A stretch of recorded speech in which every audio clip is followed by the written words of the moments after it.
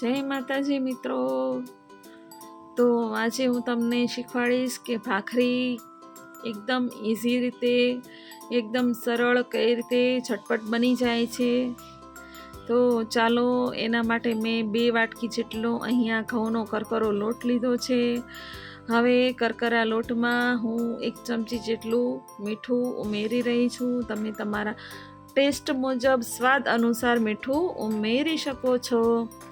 તો તમે જોઈ શકો છો મેં અહીંયા 1 ચમચી જેટલું મીઠું લીધું છે અને હું એને મિક્સ કરી રહી છું। અને હવે આપણે એમાં 2 પાવડા જેટલું તેલ નાખીશું। જો હું અહીંયા 2 પાવડા જેટલું નાખી રહી છું, તમારે ચમચીની મદદથી નાખવું હોય તો તમે 3 ચમચી જેટલું તેલ અહીંયા ઉમેરી શકો છો। પછી આપણે ઘઉંનો લોટ, મીઠું અને તેલ ત્રણેયને સારી રીતે મિક્સ કરી દેવાનું છે। જોઈ રહ્યા છો કેટલું સરસ આપણું મિક્સ થઈ રહ્યું છે। તો આ રીતે આપણે ત્રણેય વસ્તુને મિક્સ કરી દેવાની છે। હવે આપણે એમાં જરૂરિયાત મુજબ પાણી ઉમેરતા જઈશું અને ભાખરીનો મીડિયમ કઠણ એવો લોટ બાંધીશું।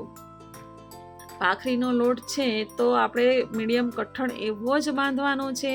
બહુ ઢીલો રહે તો ભાખરી વણવાની મજા પણ નહીં આવે અને ભાખરી સારી એવી બનશે પણ નહીં। જો આવો મીડિયમ કઠણ લોટ તમે બાંધશો તો ભાખરી તમારી ખૂબ જ મસ્ત બનશે, બિસ્કિટ જેવી બનશે। ભાખરી આપણે ચાની સાથે, કોફીની સાથે લઈ શકીએ છીએ। અને એમાંય જો ગુજરાતી ગળી કઢી બનાવી હોય તો એની સાથે તો એટલી મસ્ત લાગે છે, ખૂબ જ મસ્ત લાગે છે। ગળી કઢી સાથે ભાખરી ખાવાની મજા જ કંઈક અલગ હોય છે। તો તમે જોઈ રહ્યા છો કે મીડિયમ કઠણ એવો લોટ મેં બાંધીને તૈયાર કરી લીધો છે। જોઈ શકો છો કેટલો સરસ મસ્ત આપણો મીડિયમ કડક એવો લોટ બંધાઈને તૈયાર થઈ ગયો છે। તો તમે જોઈ શકો છો। હવે આપણે એને નાના લુવામાં લઈશું ભાખરી વણવા માટે। હવે એક મેં અહીંયા નાનો લુવો લીધો છે। હવે એને હું મસ્ત દબાવીને સ્પ્રેડ કરી લઈશ। હવે હું ભાખરી વણીશ અને અહીંયા મેં તાવડી પણ ગરમ થવા મૂકી દીધી છે ગેસ ઉપર। તો તમે જોઈ શકો છો કે મારે કોરો લોટ લેવાની પણ સહેજે જરૂર પડી નથી, એટલો સરસ આપણો લોટ બંધાઈને તૈયાર થયો છે। તો તમે જોઈ શકો છો કેટલી સરસ આપણી ભાખરી વણાઈ રહી છે। હવે એને હું લોઢીની તવીમાં શેકી લઈશ। તો તમે જુઓ કે હું લોઢીની તવીમાં શેકી રહી છું। જો તમને મારો આ વિડીયો ગમ્યો હોય તો લાઈક કરજો, શેર કરજો અને સબસ્ક્રાઈબ કરજો। અને ભાખરી ખાવી હોય તો મારા ઘેર એની ટાઈમ આવી શકો છો। તો તમે જુઓ ફ્રેન્ડ્સ, આપણી જે તવી છે એમાં ભાખરી શેકાઈ રહી છે।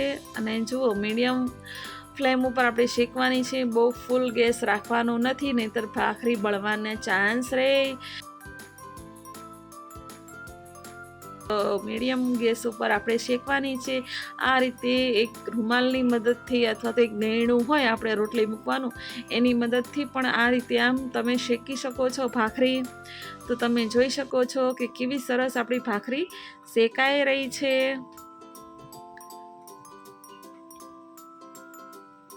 જો ફ્રેન્ડ્સ, આપણી ભાખરી શેકાઈને તૈયાર થઈ ગઈ છે। હવે આપણે એને એક પ્લેટમાં મૂકી દઈશું અને હવે એના ઉપર હું 1 ચમચી જેટલું ઘી લગાવીશ। જો તમને ઘી ના ગમતું હોય તો તમે બટર પણ લગાવી શકો છો, પણ અહીંયા ચાની સાથે મેં ભાખરી બનાવી છે એટલે હું અહીંયા ઘીનો ઉપયોગ કરી રહી છું। તમે જોઈ શકો છો કે મેં અહીંયા 1 ચમચી જેટલું ઘી લગાવી દીધું છે। તો હાલો આપણે બીજી પણ ભાખરી શેકાઈ ગઈ છે। જુઓ ફ્રેન્ડ્સ, આપણે બધી ભાખરી શેકાઈને તૈયાર થઈ ગઈ છે। હવે એના ઉપર પણ હું ઘી લગાવી દઈશ। તમે જોઈ શકો છો મેં કેવી સરસ મજાની આટલી ભાખરી બનાવીને તૈયાર કરી દીધી છે। અને એના ઉપર હું આ રીતે ચીરા પણ લગાવીશ, કેમ કે ઘી ભાખરીની અંદર ઉતરે ને તો બહુ જ મસ્ત અને ટેસ્ટી લાગે છે। જોઈ શકો છો આપણી ભાખરી બનીને તૈયાર થઈ ગઈ।